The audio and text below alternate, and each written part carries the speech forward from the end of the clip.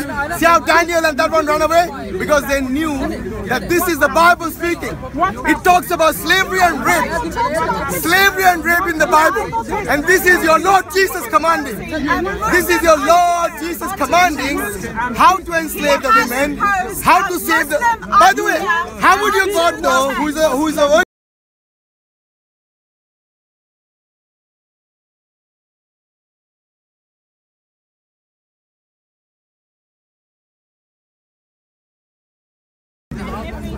They fought against the Midian as the Lord commanded Moses. Who commanded them? Jesus Christ, the Lord, according to you. I will do what I want. Don't interrupt me now. And kill. We don't need your commentary. Okay, they fought against Midian as the Lord commanded Moses and killed every man. The Israelites captured the Midianite women and children. Okay, and took all Midianites, herds, flocks. By the way, this is slaving them. When they took them captives, this is captives. Can you not give us your commentary, please? I can do what I want. Just read it. If you don't like, you can move off.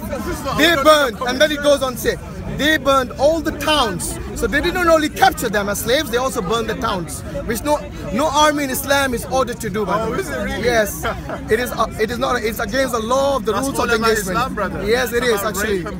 No, this is the Bible, by the way, not the Quran. Remember, I'm reading the Bible, Daniel.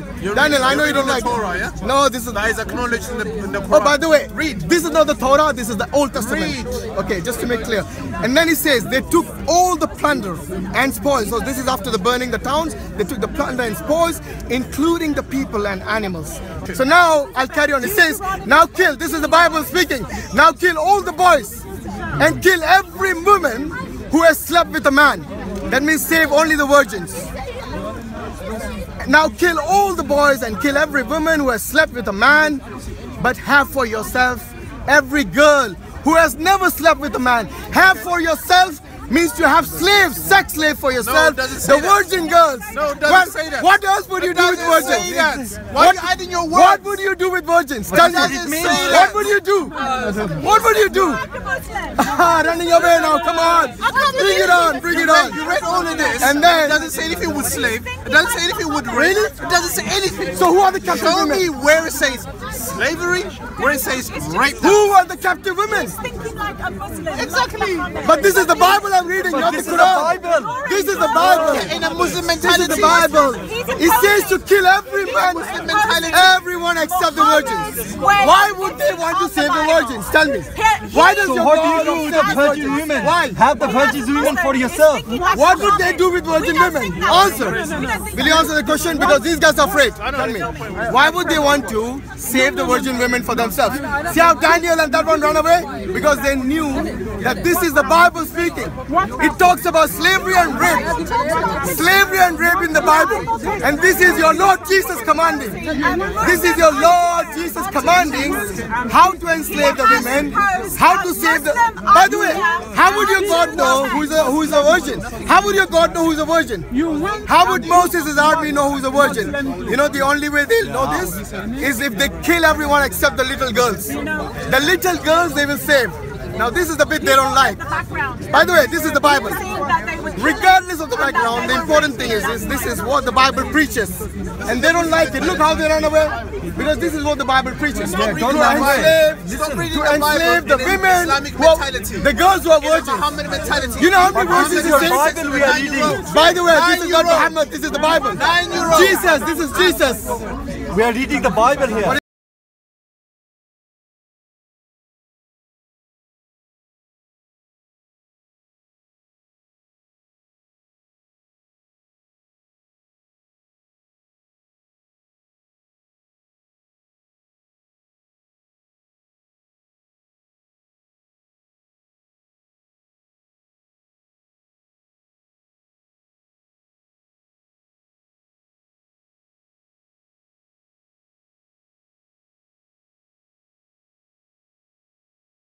Ooh.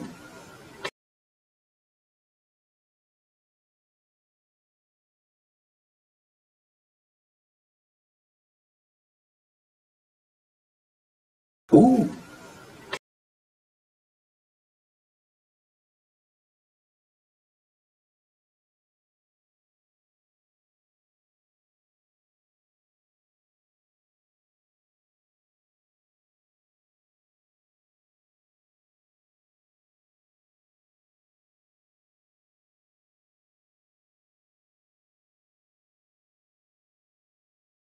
This country was not founded on biblical principles because we don't want a country where we sell our children into slavery, where we offer our daughters to rape mobs, force them to marry their rapists, slaughter them in ritual sacrifice, and beat them to death when they won't cower to authority. Neither should we kill our neighbors, pillage their homes, and rape their underage daughters, but the Bible condones all of this. And in some instances it says that those who do these despicable things are favored in the eyes of God. Commanding. This is your Lord Jesus commanding how to enslave the women, how to save the... By the way, how would your God know who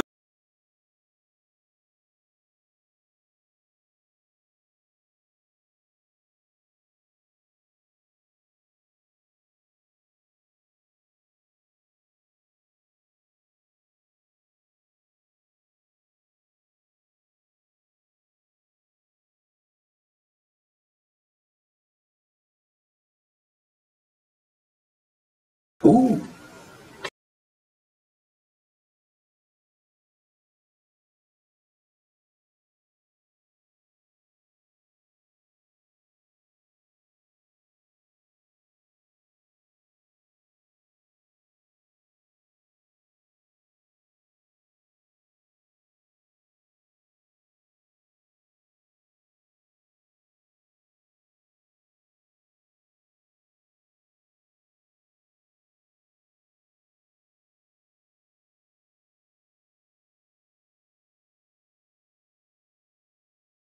Ooh. Numbers chapter 31, verses 15 through 18. Have you allowed all the women to live? He asked them. They were the ones who followed Balaam's advice and enticed the Israelites to be unfaithful to the Lord in the Peah incident, so that a plague struck the Lord's people. Now kill all the boys and kill every woman who has slept with a man, but save for yourselves every girl who has never slept with a man. Now, if you don't understand what is being described here, allow me to state it plainly.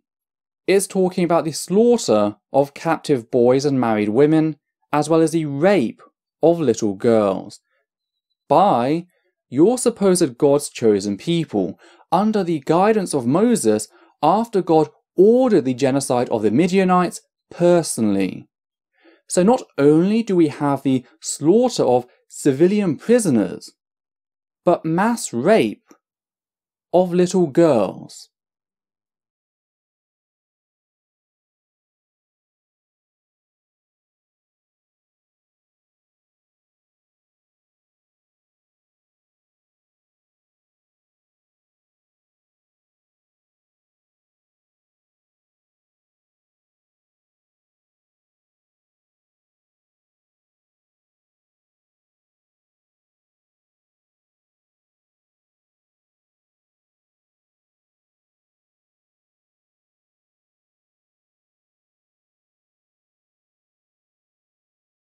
I went to the post office to pick up a parcel, and there was a queue. There's always a queue.